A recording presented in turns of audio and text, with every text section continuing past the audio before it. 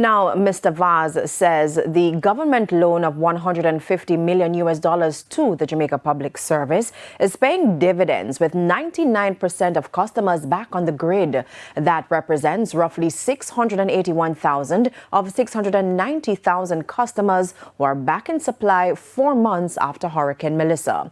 The move to loan the funds to the Light and Power Company drew staunch criticism from the parliamentary opposition. However, strident Mr. Vaz this morning contended that it was the best decision made by the government.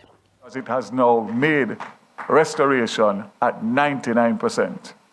And let me remind Jamaica that it wasn't me who said it, but the president of the JPS that said without the intervention of the government, we would be looking at last quarter of 2026 for restoration.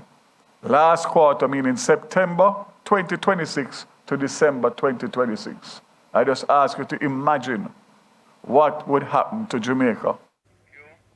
In the meantime, the minister says negotiations continue for a new electricity license.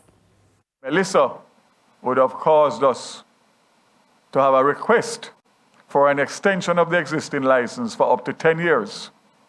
That is what was requested and supported by the multilaterals. The commitment that the government made that a new license would be in place for 2027 was a commitment that we could not break.